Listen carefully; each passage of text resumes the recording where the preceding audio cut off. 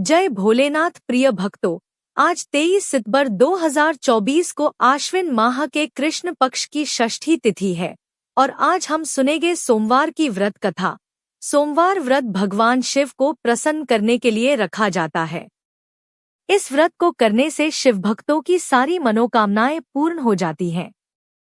लेकिन व्रती को सोमवार व्रत का फल तभी मिलता है जब वह सोमवार व्रत कथा को सुनता है। इस कथा के बिना सोमवार व्रत अपूर्ण माना जाता है। यह कथा इस प्रकार है। किसी नगर में एक धनी व्यापारी रहता था। दूर दूर तक उसका व्यापार फैला हुआ था। नगर के सभी लोग उस व्यापारी का सम्मान करते थे। इतना सब कुछ संपन्न होने के बाद भी वह व्यापारी बहुत दुखी था, क्योंकि उसका कोई पुत्र नहीं था, जिस कारण अपने मृत्यु के पश्चात व्यापार के उत्तराधिकारी की चिंता उसे हमेशा सताती रहती थी।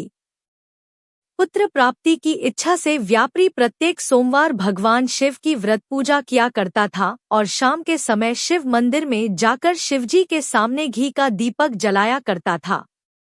उसकी भक्ति देखकर मां पार्वती प्रसन्न हो गई और भगवान शिव से उस व्यापारी की मनोकामना पूर्ण करने का निवेदन किया। भगवान शिव बोले, इस संसार में सबको उसके कर्म के अनुसार फल की प्राप्ति होती है। जो प्राणी जैसा कर्म करते हैं उन्हें वैसा ही फल प्राप्त होता है। शिवजी द्वारा समझाने के बावजूद मां पार्वती नहीं मानी और उस व्यापारी की मनोकामना पूर्ति हेतु वे शिवजी से बार बार अनुरोध करती रही।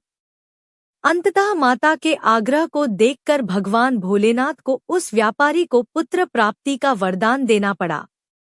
वरदान देने के पश्चात भोलेनाथ मां पार्वती से बोले, आपके आग्रह पर मैंने पुत्र प्राप्ति का वरदान तो दे दिया, परंतु इसका यह पुत्र 16 वर्ष से अधिक समय तक जीवित नहीं रहेगा।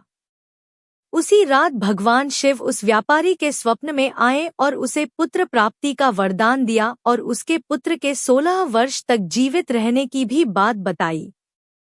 भगवान के वरदान से व्यापारी को खुशी तो हुई, लेकिन पुत्र की अल्पायु की चिंता ने उस खुशी को नष्ट कर दिया।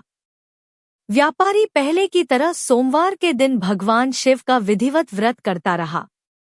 कुछ महीनों के बाद उसके घर एक अति सुंदर बालक ने जन्म लिया और घर में खुशियां ही खुशियां भर गई।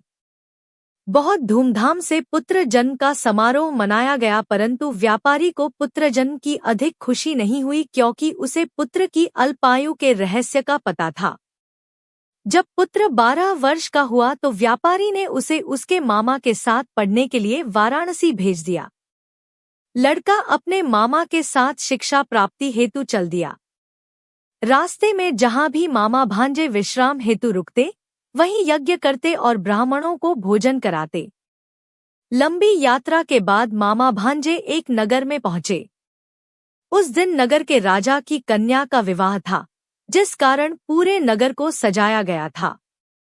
निश्चित समय पर बारात आ गई, लेकिन वर का पिता अपने बेटे के एक आंख से काने होने के कारण बहुत चिंतित था।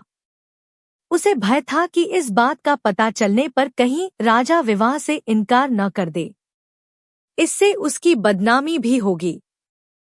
जब वर के पिता ने व्यापारी के पुत्र को देखा तो उसके मस्तिष्क में एक विचार आया। उसने सोचा, क्यों न इस लड़के को दूल्हा बनाकर राजकुमारी से विवाह करा दूं। विवाह के बाद इसको धन देकर विदा कर दूंगा और राजकुमारी को अपने नगर ले जाऊंगा। वर के पिता ने लड़के के मामा से इस संबंध में बात की। मामा ने धन मिलने के लालच में वर के पिता की बात स्वीकार कर ली।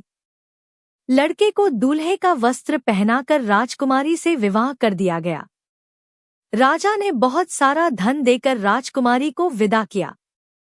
शादी के बाद लड़का जब राजकुमारी से साथ लौट रहा था तो वह सच नहीं छिपा सका और उसने राजकुमारी के ओढ़नी पर लिख दिया, राजकुमारी, तुम्हारा विवाह मेरे साथ हुआ था। मैं तो वाराणसी पढ़ने के लिए जा रहा हूँ और अब तुम्हें जिस नवयुवक की पत्नी बनना पड़ेगा वह कान्हा है। जब राजकुमारी ने अपनी ओढ़नी पर लिखा हुआ पढ़ा तो उसने काने लड़के के साथ जाने से इनकार कर दिया। राजा को जब ये सब बातें पता लगीं, तो उसने राजकुमारी को महल में ही रख लिया। उधर लड़का अपने मामा के साथ वाराणसी पहुंच गया और गुरुकुल में पढ़ना शुरू कर दिया। जब उसकी आयु 16 वर्ष की हुई तो उसने यज्ञ किया। यज्ञ के समाप्ति पर ब्राह्मणों को भोजन कराया और खूब अन्न वस्त्र दान किए। रात को वह अपने शयन कक्ष में सो गया। शिव के वरदान के अनुसार शयनावस्था में ही उसके प्राण पखेरु उड़ गए। सूर्योदय पर मामा मृत भांजे को देखकर रोने पीटने लगा। आसपास के लोग भी एकत्र होकर दुख प्रकट करने लगे। लड़के के मामा के रोने विलाप करने के स्वर समीप से गुजरते हुए भगवान शिव और माता पार्वती जी ने भी सुने। माता पार्वती ने भगवान से कहा, प्राणनाथ, मुझे इसके रोने के स्वर सहन नहीं हो रहे। आप इस व्यक्ति के कष्ट को अवश्य दूर करें। भगवान शिव ने माता पार्वती के साथ अदृश्य रूप में समीप जाकर देखा तो भोलेनाथ माता पार्वती से बोले, यह तो उसी व्यापारी का पुत्र है जिसे मैंने 16 वर्ष की आयु का वरदान दिया था। इसकी आयु पूरी हो गई है।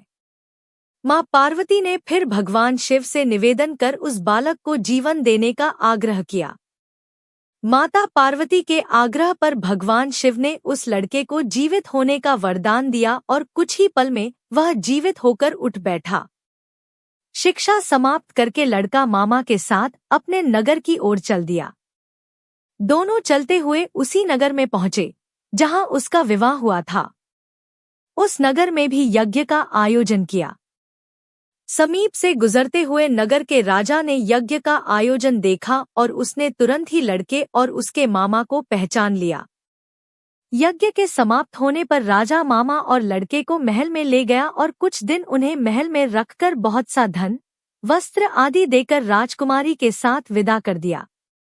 इधर भूखे प्यासे रहकर व्यापारी और उसकी पत्नी बेटे की प्रतीक्षा कर रहे थे। उन्होंने प्रतिज्ञा कर रखी थी कि यदि उन्हें अपने बेटे की मृत्यु का समाचार मिला तो दोनों अपने प्राण त्याग देंगे, परंतु जैसे ही उसने बेटे के जीवित वापस लौटने का समाचार सुना तो वह बहुत प्रसन्न हुआ। वह अपनी पत्नी और मित्रों के साथ नगर के द्वार पर पहुंचा।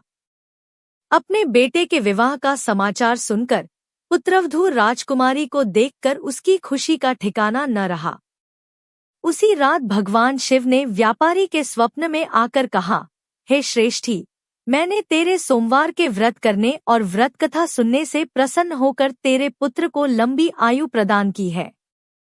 पुत्र की लंबी आयु जानकर व्यापारी बहुत प्रसन्न हुआ। शिव भक्त होने तथा सोमवार का व्रत करने से व्यापारी की सभी मनोकामनाएं पूर्ण हुईं। इसी प्रकार जो भक्त सोमवार का विधिवत व्रत करते हैं और व्रत कथा सुनते हैं, उनकी सभी इच्छाएं पूरी होती हैं। अगर आपको यह कथा पसंद आई हो तो कमेंट बॉक्स में जय भोलेनाथ लिखकर हमारे चैनल को सब्सक्राइब करके वीडियो को लाइक और शेयर जरूर करें।